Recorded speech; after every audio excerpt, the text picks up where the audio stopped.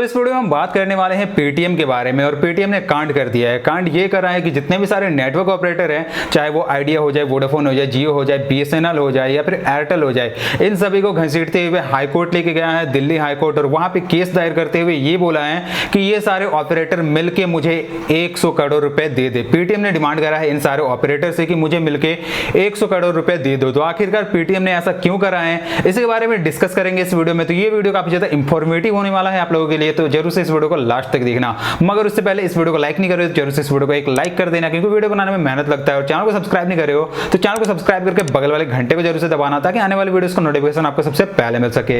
तो पेटीएम ने जितने भी सारे नेटवर्क ऑपरेटर है, चाहे वो आइडिया हो जाए, वोडाफोन हो जाए, जियो हो जाए, एयरटेल हो जाए या फिर बीएसएनएल हो जाए, इन सभी के ऊपर केस करा है और इन सभी को घसीटते हुए दिल्ली हाईकोर्ट लेकर गया है। और दिल्ली हाईकोर्ट में जाकर ये बोलता है कि इन सारे ऑपरेटर को मिलकर पेटीएम को जो है वो 100 करोड़ जो है वो जुर्माना देना चाहिए। तो आखिरकार पेटीएम ने ऐसा क्यों करा, तो इसके बारे में बता रहा है कि पेटीएम ने ऐसा इसलिए करा है क्योंकि अभी जो फिलहाल जो फ्रॉड होते हैं पेटीएम का नाम लेकर, मतलब कि जो कॉल आता है ना हम लोगों को, बहुत सारे लोग इसको फेस करे होंगे कि बहुत किसी के पास कॉल आता है और बताया जाता है कि आपका पेटीएम नंबर जो है वो आधार लिंक नहीं है, या फिर कुछ भी एंड देवानंद बोल के सारा डिटेल ले लिया जाता है और फ्रॉड करा जाता है, पैसे का फ्रॉड करा जाता है, पेटीएम से फ्रॉड कर लिया जाता है, एटीएम कार्ड से फ्रॉड कर लिया जाता है। तो पेटीएम का कहना है कि जो भी फ्रॉड करते हैं वो तो इन्हीं का, जो भी नेटवर्क ऑपरेटर है इन्हीं का नंबर यूज करते होंगे, कोई ना कोई कंपनी का तो नेटवर्क यूज ही करते हैं। लेकिन ये सारे जो भी नेटवर्क ऑपरेटर है उन सारे फ्रॉड कर रहे हैं नंबरों पे कभी भी कोई भी एक्शन नहीं लेता है। और इसी के गुस्से में आकर पेटीएम ने जो है वो इन सारे नेटवर्क ऑपरेटर के ऊपर केस करा है। पेटीएम का इन सारे ऑपरेटर के ऊपर केस करने का 2-3 रीजन है। पहला रीजन तो ये है कि पेटीएम का जब नाम लेकर इस तरीके का फ्रॉड करा जाता है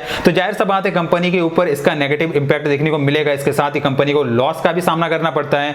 और तीसरा जो मेन रीजन है ना वो ये है कि 2018 में एक रूल बना था, उस रूल का नाम है TCCRP शायद, और अगर इसका फुल फॉर्म बताऊं तो मुझे देख के बोलना पड़ेगा क्योंकि थोड़ा लंबा है। तो TCCRP 2018 एक नियम है, एक कानून है जो कि 2018 में बना था, और इस कानून का नाम है telecom commercial communication customer preference regulation 2018। इस कानून के तहत जो भी नेटवर्क ऑपरेटर है इन्हें फ्रीडम है, ये स्वतंत्र रूप से जो फ्रॉड कर रहे हैं ना उन सारे नंबरों के अगेंस्ट में एक्शन ले सकता है। उन्हें किसी से भी परमिशन लेने की कोई भी जरूरत नहीं है। अगर कोई किसी नंबर से फ्रॉड कर रहा है, चाहे वो कुछ भी फ्रॉड कर रहा हो, पेटीएम का नाम लेकर फ्रॉड कर रहा हो या फिर एसबीआई का नाम लेकर फ्रॉड कर रहा हो, जो भी एटीएम कार्ड वाले बन के फोन करते हैं और फ्रॉड करके पैसे ठग लेते हैं, उन सारे नंबरों के ऊपर जो भी नेटवर्क ऑपरेटर है ना वो इस कानून के तहत इंडिपेंडेंटली कोई भी एक्शन ले सकता है। चाहे उनका नंबर को बैन करना हो जाए, उनका नंबर बंद करना हो जाए, कुछ भी एक्शन उनके ऊपर ले सकते हैं। मगर टेलीकॉम ऑपरेटर वाले क्या करते हैं, इस कानून की धज्जियां उड़ाते हैं। इनके जो भी फ्रॉड हो रहा है इन सारे नंबरों पे टेलीकॉम ऑपरेटर जो है वो कभी एक्शन नहीं लेते हैं। तो इसी के गुस्से में आकर पेटीएम ने इन सारे ऑपरेटर के खिलाफ जो है वो एक केस करा है दिल्ली हाईकोर्ट में, और उनसे ये कहा है कि आप इस कानून के तहत जो भी इस तरीके के फ्रॉड होते हैं उन सारे नंबरों पे एक्शन लीजिए, या फिर पेटीएम को जो है वो 100 करोड़ का जुर्माना दीजिए। तो एक तरीके से देखा जाए तो पेटीएम ने सही स्टेप लिया है कि इन सारे नेटवर्क ऑपरेटर के खिलाफ जो है वो केस करा है, क्योंकि ये सारे नेटवर्क ऑपरेटर जो है